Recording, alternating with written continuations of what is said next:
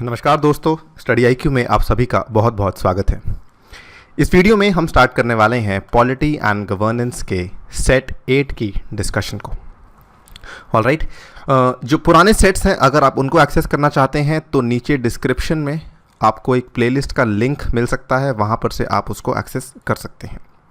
Alright, यहाँ पर हम इस पर्टिकुलर वीडियो में बेसिकली कुछ मिसलेनियस टॉपिक्स को डिस्कस करेंगे। सो स्टार्ट करते हैं। इस लेक्चर की पीडीएफ को डाउनलोड कर सकते हैं आप मेरे टेलीग्राम चैनल जिसका नाम है अनिरुद्ध सर। ध्यान रखिएगा ये मेरी यूनिक आईडी है, और ट्विटर पे भी आप मेरे साथ जुड़ सकते हैं। This is my Twitter handle. Study IQ ने अपनी ऐप को लॉन्च कर दिया है। इस ऐप के ऊपर कई सारे कोर्सेज उपलब्ध करवाए गए हैं। इसमें से कुछ प्रमुख कोर्सेज जो मेरे द्वारा बनाए गए हैं, ये वाला कोर्स ऑलरेडी लॉन्च हो चुका है। इस कोर्स को 1 जून से बेसिकली स्टार्ट किया जाएगा और इसकी प्री बुकिंग जो है वो स्टार्ट हो चुकी है। राइट, इस पर्टिकुलर वीडियो में हम इन फॉलोइंग टॉपिक्स को कवर करेंगे। सबसे पहले बात करेंगे one nation one ration card की, उसके बाद बात की जाएगी इंडिया एंटरप्राइज आर्किटेक्चर के बारे में, फिर police commissionerate system, Bru community, 500th session of Rajya Sabha, indexes जो न्यूज़ में थे जिसका लेना देना पॉलिटी एंड गवर्नेंस के साथ है, इसमें 2 से 3 इंडेक्सेस हम कवर करेंगे, और अंत में जन सूचना पोर्टल के बारे में बातचीत की जाएगी। आइए स्टार्ट करते हैं एक सिंपल सवाल के साथ। With reference to the one nation one ration card scheme, which of the following statements is or are correct? A person will only be eligible for the subsidies supported by the center, such as those under the National Food Security Act 2013. One Nation One Ration Card scheme comes under the Ministry of Agriculture. पहला statement यहाँ पे बिल्कुल सही है। यहाँ पर जो भी सब्सिडीज़, यहाँ पे जो भी छूट यहाँ पे केंद्र सरकार दे रही है अंडर दी NFSA 2013 के अंतर्गत, उसी के लाइन में बनाया गया है, उसी से प्रेरित होकर बनाया गया है one nation one ration card. Hence first statement is perfectly fine. Second statement यहाँ पे गलत है। ये मिनिस्ट्री ऑफ एग्रीकल्चर के अंडर नहीं, बल्कि ये मिनिस्ट्री ऑफ कंज्यूमर अफेयर्स के अंडर आएगा। हेंस सेकंड स्टेटमेंट यहाँ पे गलत है। ऑप्शन ए आपका सही जवाब हो गया, one only. One nation one ration card scheme, देखिए कोरोना वायरस के चलते इसको लागू करने की जो स्पीड है उसको लेकर सुप्रीम कोर्ट ने कहा कि हमें इसको जल्दी से लागू करना चाहिए, बिकॉज इसका काफ़ी फ़ायदा हो सकता है। पर्टिकुलरली जो प्रवासी कामगार हैं, जो माइग्रेंट लेबरर्स हैं, उनको इसका बहुत ज़्यादा फ़ायदा हो सकता है। राइट, इनफैक्ट जब ये स्कीम लॉन्च की गई थी 2019 में, तब ये कहा गया था कि ये स्कीम जुलाई 2020 के पहले लॉन्च कर दी जाएगी। हालांकि ये स्कीम अभी तक लॉन्च फुल फ्लेजेडली नहीं हुई है, पूर्ण रूप से ये स्कीम लॉन्च नहीं हुई है। इस स्कीम में होगा क्या? Under the scheme the beneficiaries can buy subsidised food grains from a ration shop in any part of the country. So जिस प्रकार बेसिकली नाम है इसका one nation one ration card, यानी कि ऐसा नहीं कि आपका राशन कार्ड मान लीजिए आपको झारखंड में मिला है, तो आप उस राशन कार्ड के बदले में कल को चाहें कि मध्य प्रदेश में मुझे उसके बदले में खाना मिल जाए या ग्रेन्स मिल जाए, तो नहीं पॉसिबल था। अभी उस चीज़ को ख़त्म कर दिया गया है। अगर आपने one nation one ration card scheme के चलते आपने कार्ड इशू करवाया है, तो आप इंडिया में कहीं पर भी जा कर के फूड ग्रेन्स को बाय कर सकते हैं सब्सिडाइज्ड रेट के ऊपर। ठीक है, the scheme is all about inter state portability of ration cards. ठीक है, अंतर राज्य पोर्टेबिलिटी यहाँ पे हो जाएगी राशन कार्ड्स की। It enables the beneficiaries who are taking food grains under the public distribution system. So basically जो NFSA के अंतर्गत पब्लिक डिस्ट्रीब्यूशन सिस्टम चल रहा है, उसी पब्लिक डिस्ट्रीब्यूशन सिस्टम का इस्तेमाल करते हुए one nation one ration card scheme चलाई जाएगी। इसमें क्या चीज़ इंपॉर्टेंट है, शर्त क्या रखी गई है कि राशन कार्ड और आधार की लिंकेज जो है वो अनिवार्य है अगर आप इस स्कीम का फ़ायदा उठाना चाहते हैं। उसके बगैर आप इस स्कीम का फ़ायदा नहीं उठा पाएंगे। इन दोनों का लिंकेज होना काफ़ी इंपॉर्टेंट है। A person will only be eligible for the subsidies supported by the centre. Again very important point two note, अक्सर बच्चे इसमें गलती कर देते हैं। एक उदाहरण के तौर पे समझ लीजिए। फॉर एग्जांपल, आपने one nation one ration card scheme के तहत अपना कार्ड इशू करवाया हुआ है। ठीक है, अब one nation one ration card scheme जो है वो NFSA के तहत जो भी रेट तय किया गया है, फॉर एग्जांपल मान लीजिए राइस का रेट 1 रुपये तय किया गया है। ठीक है, और दाल का रेट मान लीजिए 2 रुपये तय किया गया है। फॉर एग्जाम्पल, आप एक ऐसी स्टेट में चले जाते हैं जहां पर राइस और दाल, उस पर्टिकुलर गवर्नमेंट ने राइस का रेट तय किया हुआ है 0.5 रुपीज़। ठीक है, और दाल का रेट तय किया हुआ है 1.5 रुपीज़। अगर आपने one nation one ration card scheme का फ़ायदा उठा लिया है तो आपको इसी रेट पे खाना मिलेगा, इस रेट पे खाना नहीं मिलेगा। ठीक है, फूड ग्रेन्स जो आपको मिलेंगी वो स्टेट के रेट पर नहीं मिलेंगी, बल्कि वो आपको केंद्र सरकार के द्वारा निर्धारित किए गए रेट्स के ऊपर मिलेंगी। ठीक है। Even if a beneficiary moves to a state where grains are given for free, he or she will not be able to access those benefits. ठीक है, ये चीज़ इसका फ़ायदा है बिकॉज इसमें जो है पोर्टेबिलिटी बहुत ज़्यादा है।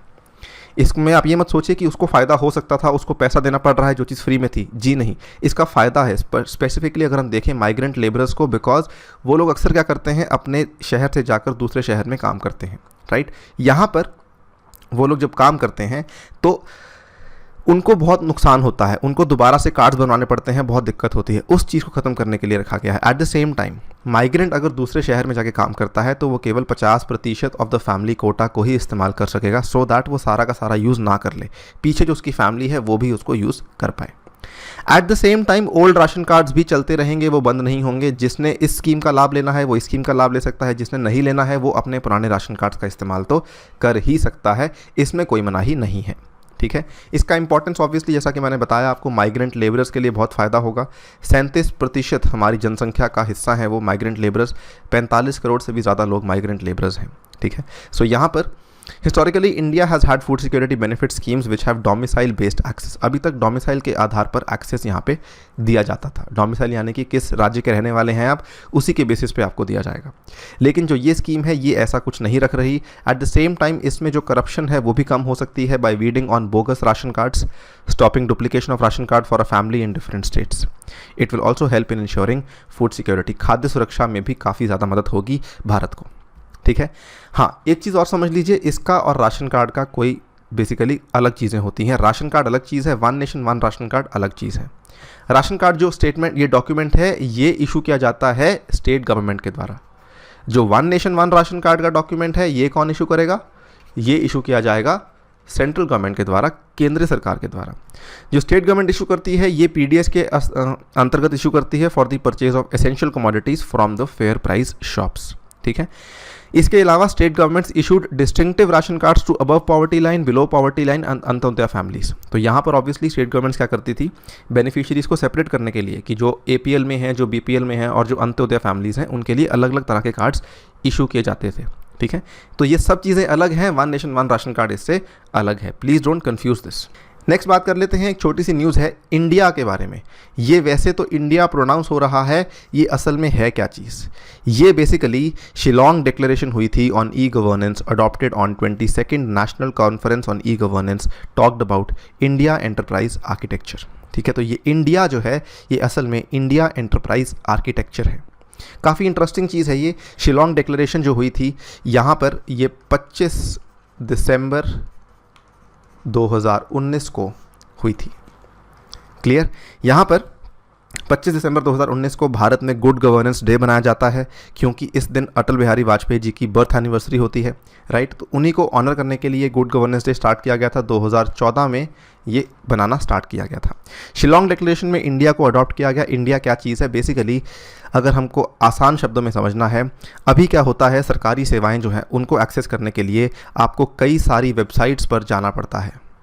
ठीक है, तो इन सभी सेवाओं को एक जगह पे लाने के लिए, बेसिकली सिंगल विंडो पे लाने के लिए, सिंगल पैनल में लाने के लिए बात की जा रही है कि there will be one personalised account for each individual. हर व्यक्ति के लिए एक अलग से पर्सनलाइज्ड अकाउंट होगा and he or she can avail all the government services from that particular account.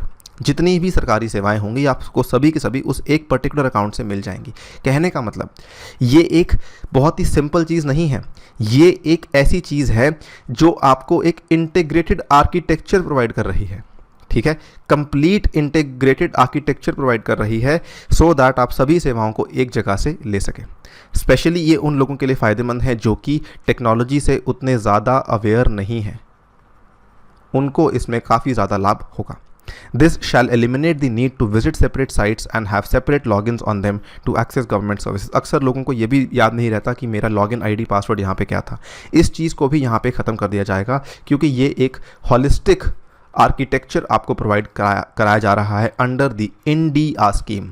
ठीक है, तो इंडिया स्कीम इसको कहा जा रहा है। शिलोंग डिक्लेरेशन याद रखिएगा। और ये कहाँ पे अडॉप्ट की गई थी, ये अडॉप्ट की गई थी बेसिकली ई गवर्नेंस के ऊपर। नेक्स्ट, ब्रू समुदाय बहुत न्यूज़ में रहा इस बार, कई सारे इस पे हमने अलग से वीडियोस भी आई हैं। ब्रू समुदाय को लेकर क्या चर्चा हुई है उसको हम ब्रीफली जान लेते हैं, आपको मैं बहुत ही जल्दी समझा दूंगा। देखिए बड़ी सिंपल सी चीज़ है कि ब्रू समुदाय जो है, ये आप दो राज्य यहाँ पे देख सकते हैं, ठीक है। ब्रू समुदाय जो है वो असल में मिज़ोरम के रहने वाले लोग हैं। ब्रू समुदाय के जो लोग हैं यहाँ पे मिज़ोरम के रहने वाले लोग थे ये ओरिजिनली, ठीक है। लेकिन 1997 के बाद से इनके ऊपर वहाँ पर कई सारी प्रॉब्लम्स आने लगी। पर्टिकुलरली मिज़ोरम की गवर्नमेंट ने भी इनको उस टाइम पे सपोर्ट नहीं किया। तो इन्होंने क्या किया, ये शिफ्ट होकर चले गए, मिज़ोरम से ये लोग चले गए त्रिपुरा में, ठीक है। ये कहानी 1997 की है। उस टाइम पे ये लोग त्रिपुरा चले गए। अब पिछले 22 साल से ये लोग त्रिपुरा में ही रहते हैं। Bru is a community indigenous to North East India living mostly in Tripura, Mizoram and parts of southern Assam, ठीक है। यहाँ पर in 1997 following ethnic clashes in Mizoram nearly 34,000 Brus fled Mizoram and were accommodated in relief camps in Tripura.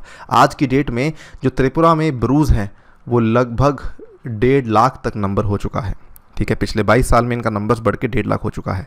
Tripura में इनको रियांग कहा जाता है, मिजोरम में इनको ब्रू कहा जाता है और त्रिपुरा में इनको रियांग कहा जाता है। क्लियर।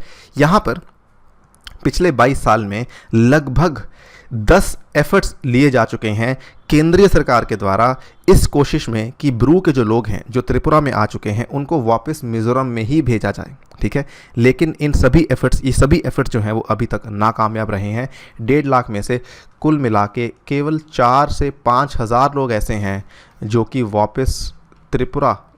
वापस मिजोरम जाने में इंटरेस्टेड हैं और चले गए हैं, ठीक है। मिजोरम में ये बेसिकली निकले थे इन 3 डिस्ट्रिक्ट्स में से, कोलासिब, मामीत और कुछ लोग लुंगलेई में से भी निकले थे। ये 3 डिस्ट्रिक्ट्स में से ये लोग निकले थे और ये चले गए थे त्रिपुरा में, ठीक है। लेकिन यहाँ पे वापस आने में काफ़ी सारे लोगों ने हिचकिचाहट शो की है कि हम नहीं आना चाहते हैं। यहाँ पर वो कहते हैं कि हमें डर है, पहली बात तो कि अगर हम वापस मिजोरम में जाएंगे तो हमारे ऊपर जो वहाँ पर हम जिस चीज़ का शिकार वहाँ पे हो रहे थे दोबारा से वहाँ पे हो सकते हैं। दूसरी चीज़, हमारी नौकरियाँ, हमारा सब कुछ जो है अब त्रिपुरा में सेटल हो चुका है, इसलिए हम यहाँ पर नहीं छोड़ना चाहते।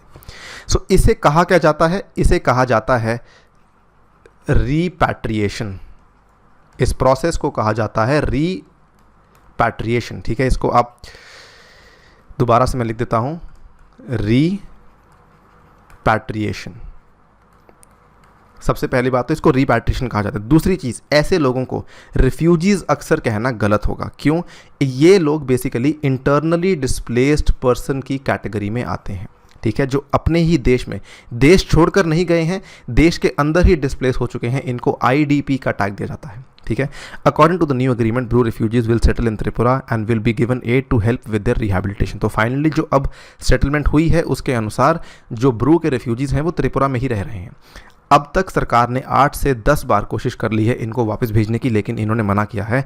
तो यहाँ पर त्रिपुरा सरकार के ऊपर ही केंद्र सरकार ने बोला है कि आप लोग ही यहाँ पर जो है इनकी देखभाल करेंगे, ठीक है। ये शेड्यूल्ड ट्राइब्स हैं। Bru community providing each family a small plot of land, grant of tribal status, voting rights and a one-time financial assistance. The Mizoram government will be responsible for repatriated Bru refugees who were identified and verified as per the 1997 electoral rules. जो लोग वापस जाना चाहते हैं मिजोरम में, उनकी मदद मिजोरम की सरकार करेगी। जो लोग रहना चाहते हैं त्रिपुरा में, उनकी मदद त्रिपुरा की सरकार करेगी। कुल मिला के इनको प्रॉब्लम नहीं आनी चाहिए, ये यहाँ पर सेटलमेंट में फाइनलाइज किया गया है। काफ़ी इंपॉर्टेंट है, ब्रू कम्युनिटी के ऊपर क्वेश्चन आने की बहुत संभावना है। नेक्स्ट बात कर लेते हैं कमिश्नरेट सिस्टम के बारे में। कमिश्नरेट सिस्टम भी थोड़ा सा कॉम्प्लेक्स, थोड़ा पेचीदा है ये। इसको मैं आपको काफ़ी सिंपल तरीके से समझाने की कोशिश करूँगा। देखिए, हम थोड़ा सा पीछे जाएंगे, हम बात करेंगे ब्रिटिश टाइम की, ठीक है। जब ब्रिटिशर्स रूल कर रहे थे भारत में, उनका मूल उद्देश्य था रेवेन्यू कलेक्शन, कि हमें तो जी रेवेन्यू इकट्ठा करना है, पैसा इकट्ठा करना है, ठीक है, हमें और कुछ नहीं। इन्होंने इस चीज़ के लिए सबसे टॉप पर, हर डिस्ट्रिक्ट में इन्होंने सबसे टॉप पर बंदा बिठाया, डिस्ट्रिक्ट कलेक्टर। डिप्टी कमिश्नर के नाम से कुछ राज्यों में अब जाना जाता है, कुछ राज्यों में डिप्टी कलेक्टर ही जाना जाता है, ठीक है। कुछ राज्यों में इसे डिस्ट्रिक्ट मजिस्ट्रेट भी कहा जाता है, ठीक है। इस चीज़ को ब्रिटिशर्स नहीं बनाया था, कलेक्टर के नाम से शुरू किया था। ये कलेक्टर बेसिकली रेवेन्यू कलेक्ट करने वाली अथॉरिटी होगी। इसके ऊपर यहाँ पर इसको बेसिकली इसी के राज्य में, इसी के डिस्ट्रिक्ट में जो यहाँ पे लॉ एंड ऑर्डर के लिए रिस्पॉन्सिबल होगा, कानून और व्यवस्था के लिए रिस्पॉन्सिबल होगा, उसको कहा जाता था एसपी। सुपरिटेंडेंट ऑफ पुलिस उसको कहा जाता था। ये सुपरिटेंडेंट ऑफ पुलिस जो है ये डीसी को जवाबदेह होगा, जो भी काम करना है वो डीसी को बता के करेगा, डीसी से पूछ के करेगा। ठीक है, ये नॉर्मल चीज़ थी। इस पूरे सिस्टम को, जिसमें डीसी उसका हेड है और सुपरिटेंडेंट ऑफ पुलिस उसको जवाब देता है, इस पूरे सिस्टम को कहा जाता है रेवेन्यू डिस्ट्रिक्ट। ठीक है, ये रेवेन्यू डिस्ट्रिक्ट का नाम दिया गया था ब्रिटिशर्स के द्वारा। आज की डेट में भी हम इसी को फॉलो कर रहे हैं अभी तक। इंडिया में अधिकतर डिस्ट्रिक्ट जो हैं वो रेवेन्यू डिस्ट्रिक्ट्स ही हैं। ठीक है, अब इसके बाद क्या हुआ, कुछ ऐसी डिस्ट्रिक्ट्स ब्रिटिशर्स ने ही आइडेंटिफाई करी जहां पर कि लॉ एंड ऑर्डर की आवश्यकता कई को बहुत ज़्यादा थी, जहां पर क्राइम की प्रेवलेंस बहुत ज़्यादा थी। तो उन्होंने ऐसी डिस्ट्रिक्ट्स में क्या किया, उन्होंने एक कमिश्नर को रखना शुरू कर दिया। ठीक है, जो आपकी रेवेन्यू डिस्ट्रिक्ट्स होती हैं, रेवेन्यू डिस्ट्रिक्ट में कभी भी कमिश्नर के नाम से कोई नहीं होगा, इसमें एसपी होगा या फिर आज की डेट में एसएसपी भी हो सकता है। कुछ कुछ राज्यों में एसपी है, कुछ कुछ राज्यों में सीनियर सुपरिटेंडेंट ऑफ पुलिस है, जिसको एसएसपी कहा जाता है। ठीक है, लेकिन उसी टाइम पे ब्रिटिशर्स ने क्या किया, कुछ राज्यों में कमिश्नरेट सिस्टम शुरू कर दिया। सबसे पहले कलकत्ता में शुरू किया, उसके बाद बॉम्बे में और उसके बाद चेन्नई में इन्होंने शुरू किया था। ठीक है, तो वहाँ पर अभी भी चल रहा है। फॉर एग्जांपल दिल्ली में आपने सुना होगा DCP, ACP, commissioner of Delhi police. ठीक है, तो वहाँ पर कमिश्नर वाली चीज़ चलती है। I will come to that point also कि यहाँ पे पोस्टों का नाम जो है वो किस तरीके से होता है। खैर, ये कमिश्नरेट सिस्टम शुरू इसलिए किया गया, कुछ राज्यों में क्राइम बहुत ज़्यादा था, कुछ राज्यों की पॉपुलेशन बहुत ज़्यादा हो गई थी, जिसकी वजह से वहाँ पे लॉ एंड ऑर्डर ज़्यादा इंपॉर्टेंट हो चुका था। ठीक है, तो यहाँ पे कमिश्नरेट सिस्टम को शुरू किया गया। आज की डेट में अगर हम देखें, अच्छा एक और चीज़, ये कमिश्नरेट सिस्टम जो है इसमें basically commissioner of police he responsible होता है रेवेन्यू कलेक्शन के लिए। ठीक है, पहली बात तो रेवेन्यू कलेक्शन के लिए। दूसरी चीज़, जो मैजिस्ट्रियल पावर्स होती हैं, जो कि रेवेन्यू डिस्ट्रिक्ट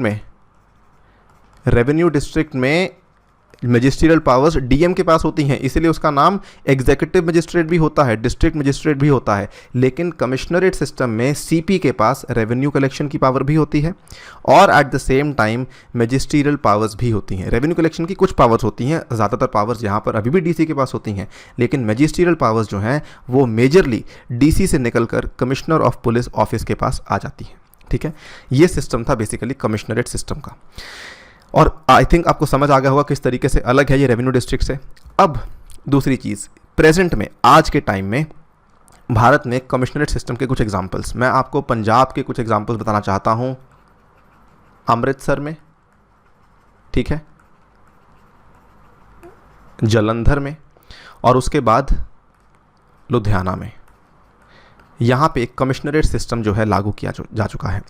उसके बाद अगर हम हरियाणा के एग्जांपल्स देखें तो इसमें पंचकुला में कमिश्नरेट सिस्टम जो है लागू किया जा चुका है।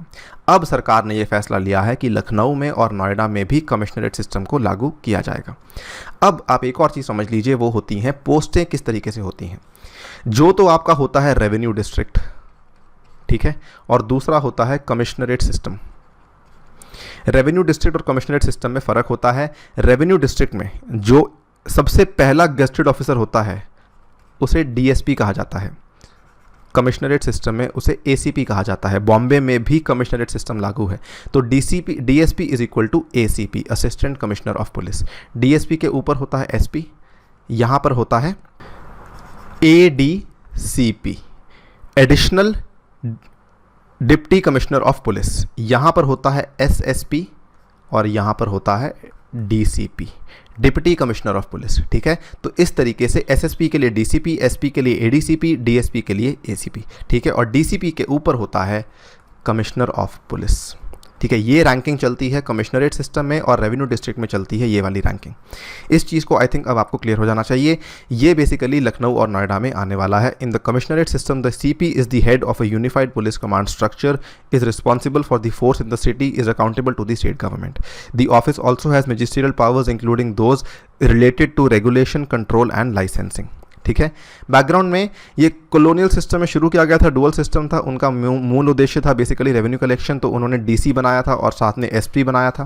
प्राइमरी ऑब्जेक्टिव रेवेन्यू कलेक्शन था, इसलिए ये बनाया गया था। उसके बाद इन्होंने ही पुलिस कमिश्नरेट सिस्टम को शुरू किया था, पहले कलकत्ता में, फिर बॉम्बे में, फिर चेन्नई में। System was introduced even before the police act of 1861। I think अब आपको क्लियर होना चाहिए बेसिकली यहाँ पर मुद्दा क्या है।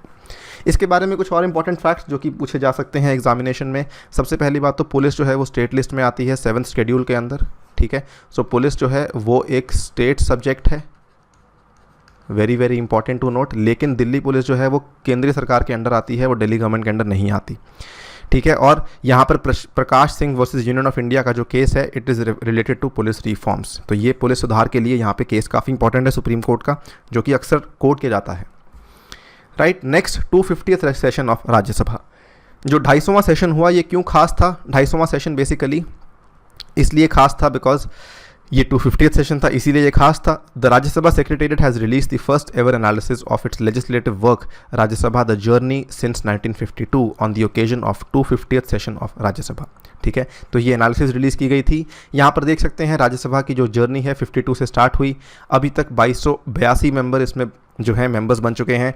राज्यसभा आपको मालूम होगा इज़ अ परमानेंट हाउस, ये डिज़ोल्व नहीं होता है, ये हमेशा ही काम करता रहता है, ठीक है। इसे काउंसिल ऑफ स्टेट्स भी कहा जाता है, ठीक है, और इसे अपर हाउस भी कहा जाता है। ऑलराइट, यहाँ पर बाकी चीज़ें आप यहाँ पे देख सकते हैं, ज़्यादा रेलिवेंट नहीं है, चीज़ों के ऊपर क्वेश्चन आने के चांसेस काफ़ी कम हैं, लेकिन ये वैसे आपको मालूम होना चाहिए कि 250th सेशन ऑफ राज्यसभा जो है 2019 में आया था, ठीक है। ये कुछ फर्स्ट हैं यहाँ पे कि सबसे पहले राज्यसभा में कौन सा बिल पास हुआ था, कौन सी अमेंडमेंट पास हुई थी एंड सो ऑन, इसको भी आप यहाँ पर से देख सकते हैं।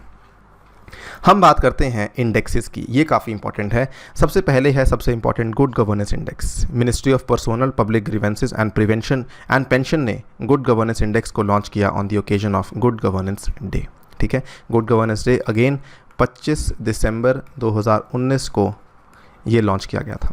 ये बेसिकली स्टेट्स को इसके लिए लॉन्च किया गया है to compare the state of governance in all the states and UTs, की सभी में जो शासन की स्थिति है वो किस प्रकार है।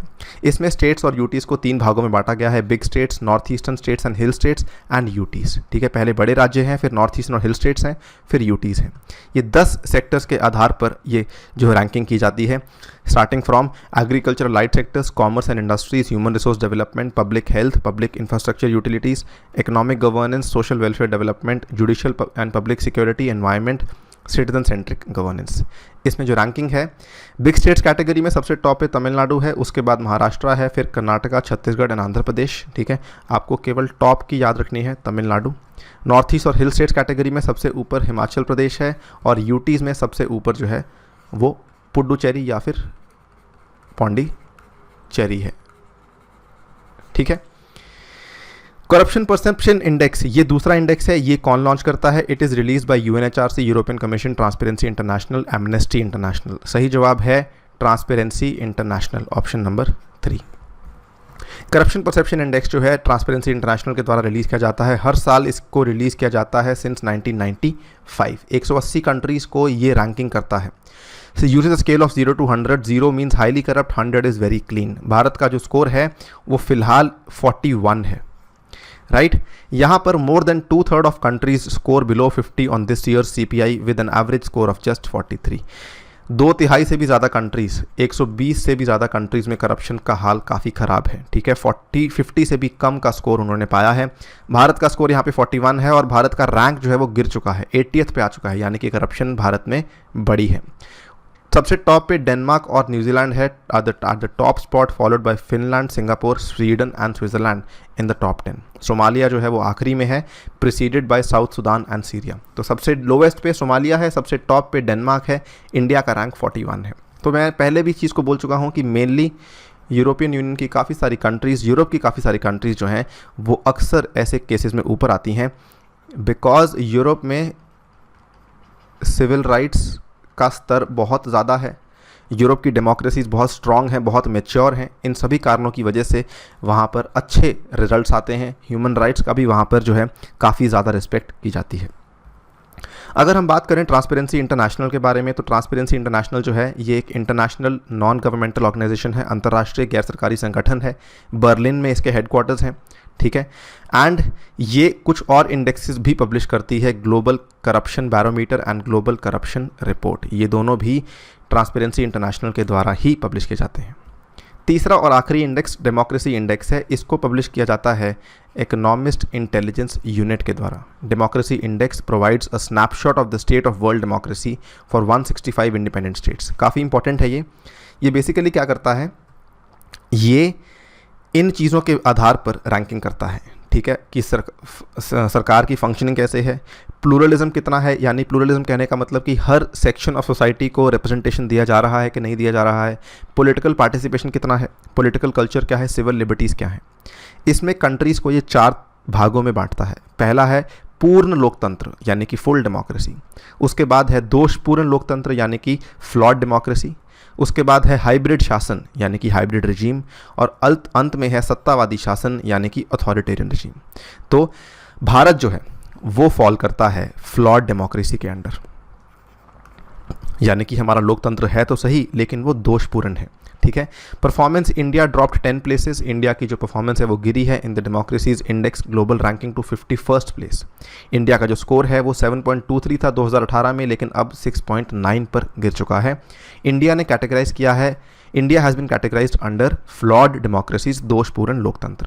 कहने का मतलब लोकतंत्र है तो सही, ठीक है। फ्लॉड डेमोक्रेसी का मतलब क्या है, लोकतंत्र है तो सही, चुनाव भी होते हैं, ठीक है, और कुछ हद तक फंडामेंटल राइट्स, मौलिक अधिकार भी दिए गए हैं लोगों को, लेकिन शासन में समस्याएं, एक अविकसित राजनीतिक संस्कृति और राजनीतिक भागीदारी का निम्न स्तर, ये प्रॉब्लम्स होती हैं फ्लॉड डेमोक्रेसी में। अगर भारत को यहाँ पे रखा गया है तो भारत के लिए ये चीज़ें भी कही गई हैं।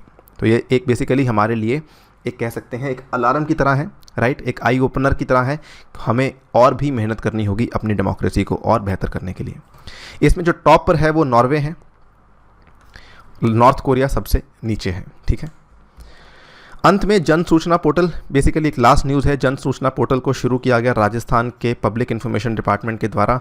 The portal has been developed by department of information technology and communication in collaboration with civil society and other stakeholders. It is the first of its kind system in the country and has information about 23 government schemes and services from 13 departments on a single platform.